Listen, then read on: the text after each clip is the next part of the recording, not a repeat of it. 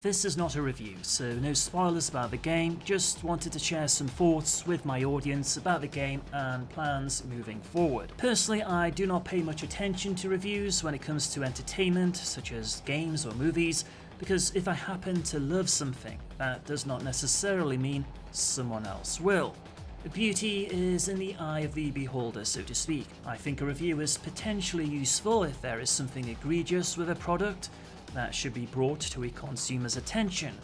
That allows you to make a more informed decision on whether or not to part with your money and time. But I feel Cyberpunk 2077 is good enough that it does not fall into that category. At the moment, I currently do not have any plans to do a dedicated review for Cyberpunk 2077.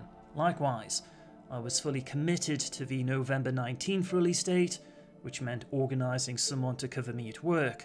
I don't have that same luxury at the moment. So the game itself, aside from a cornucopia of bugs, graphical glitches, etc., the game is competent and worth your money if you like RPGs and the cyberpunk genre. Difficult to say if it surpasses Witcher 3 or not given the limited time I have had with the game. In terms of its current status, it reminds me of Fallout New Vegas when that initially came out. If you have been enjoying my 2077 content over the past few years, then personally I cannot think of a valid reason why you should not buy the game and play it for yourself, although you might wish to wait for the best experience. I recall with Witcher 3, I was unable to play it until about 6 months later due to work commitments, and my first experience benefited from coming in late. No doubt CDPR will be fixing bugs, etc. over time with various patches, so if you are patient, it might be worth waiting.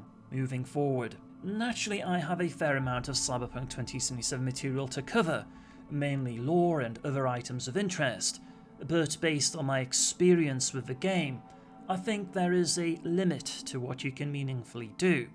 Hence why I've been increasingly focusing on Baldur's Gate 3 from Larian Studios.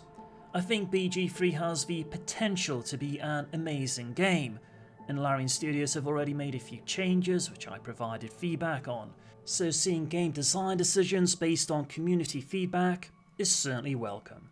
Thank you for chipping in.